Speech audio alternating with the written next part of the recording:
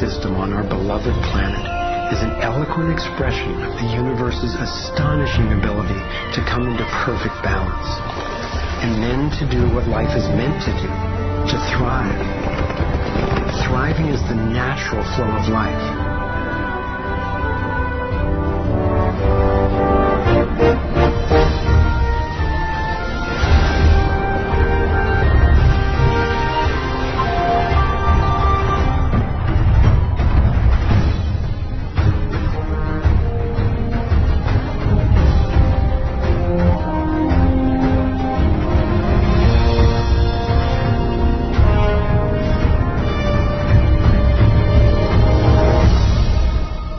Consider what is surely one of the greatest wonders of all, how a tiny egg and a single irrepressibly plucky sperm can unleash a process that brings forth in the end another one of us, a being of vast ability and unlimited potential, with a brain capable of complex and soaring self-reflection, legs made to dance and run, fingers nimble enough to weave a basket, play a violin, caress a face. If nature teaches us anything, it is that life is meant to work, and that like every living thing, our purpose is to thrive.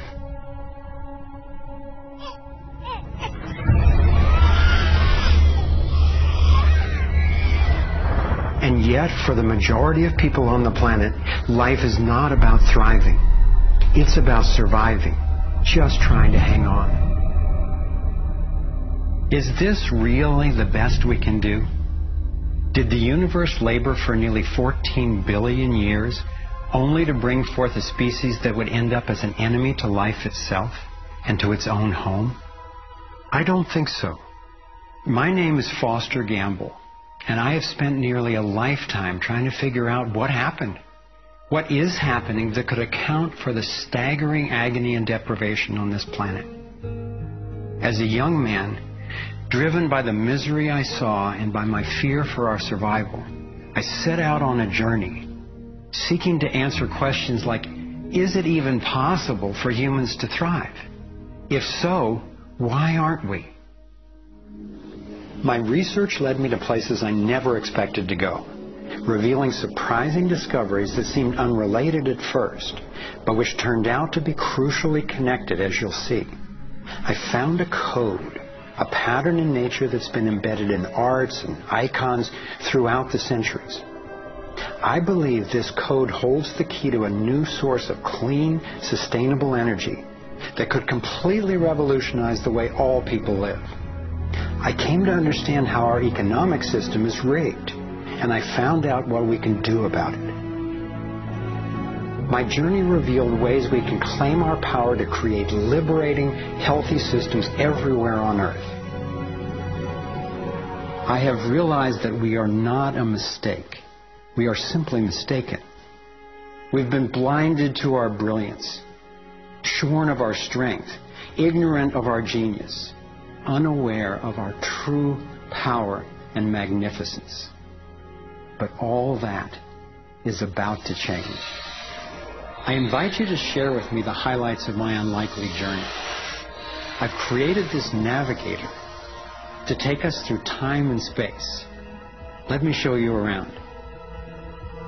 On this screen, we can access what I call our vitals. It's the critical data we don't get from the corporate media, which in the U.S. has consolidated from 50 companies down to 5 in just over 25 years. We'll use this to check on how we're really doing. The right screen tracks how to chart a healthy, sustainable course for living on planet Earth. I call these the navigating insights. And this will be our compass. Instead of a needle seeking north in our Earth's magnetic field, our compass is the shape of the field itself. And that shape, as you will soon see, has amazing technological and social ramifications. After a lifetime quest, I've come to believe that this pattern actually holds the key to a world that works for everyone. So let's go.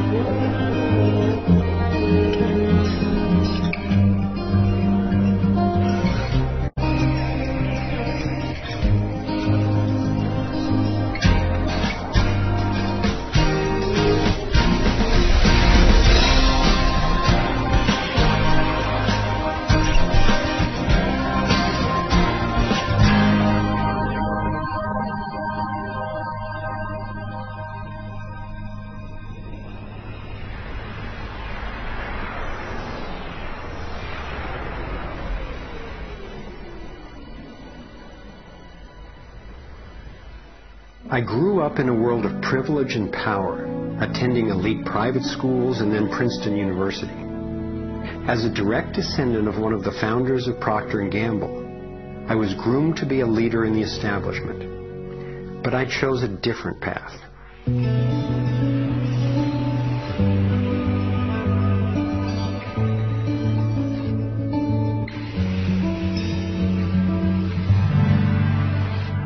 I began to wake up when I was in elementary school. Adults were teaching me that the way to protect myself from a nuclear explosion was to duck under my desk and cover my head. That's when my serious questioning began. A couple of years later, I had a direct experience of universal energy. It happened one day when I was riding on a school bus, gazing out the window. I had a vision of a whirlpool pattern, and I just knew that the flow of energy I was seeing was the same in an atom as in our entire solar system. I felt deeply that I, too, was somehow made of that same pattern. This vision was what originally got me into science, into trying to figure out how the universe works and how we humans fit into the overall pattern of life energy. Years later, I learned that the pattern I saw is known by some in the scientific world. It turns out that in 1921, Albert Einstein got a Nobel Prize for discovering that when energy is released in the universe, there are little packets of wholeness that emerge. This pattern actually tells us a lot about how life evolves. Considering the enduring wonders of creation throughout the universe, and how unsustainable so many of our human systems are, I figured learning how the universe creates and sustains life would actually be quite useful. Each of these little packets of wholeness that Einstein discovered, called a quantum, is made out of its surroundings, but is distinct within it, like a whirlpool in water. These packets are always the same pattern, no matter what size, and they are surprisingly relevant to issues as seemingly disconnected as the wars in the Middle East, the global financial collapse, and how to achieve justice for everyone. We're about to explore how. Mathematicians call this pattern the torus. The energy in a torus flows in through one end, circulates around the center, and exits out the other side. It's balanced, self-regulating, and always whole. I was first officially introduced to the torus by scientist and inventor Arthur Young. Futurist Dwayne Elgin explains how the torus is the primary pattern that nature uses for life at every scale. Evolution means to unfold, to roll out. So the question is, what is the universe rolling out? And what the universe is rolling out is self-organizing systems, and you can see this at every scale. A self-organizing system is a technical term for just a system getting a hold of itself, knowing itself, essentially.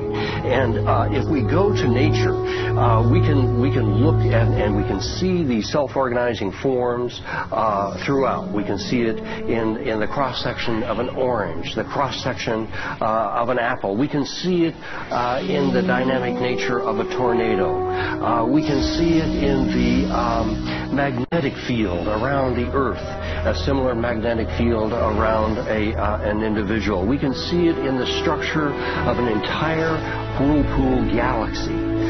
We can see it in the structure of a small atom. At every scale, throughout its entire history, the universe has one single project. It's growing toruses. The universe is a torus growing factory.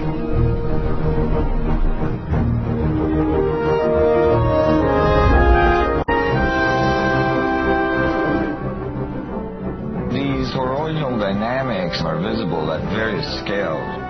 One of them is at the galactic level, which are huge spinning structures with billions of stars in it. Looks like typically big arms of galaxies spinning around, and they have vortices that goes from the center out to the edge of the galactic halo that surrounds them. Stars move from this galactic disk out to the halo, down the vortices, and back out again. Stars like Arcturus, for instance, we know have done that path already. That's the appropriate description even for the atmosphere of our planet.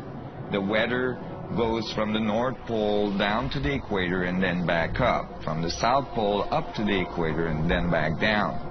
Even the dynamics on the surface of the sun are very similar. Of course, here we're looking at it from an external perspective on a small scale model. When you look at the solar system embedded in the galaxy, embedded in the cluster, embedded in the supercluster, we're traveling in this boundless sea of infinite torus flow.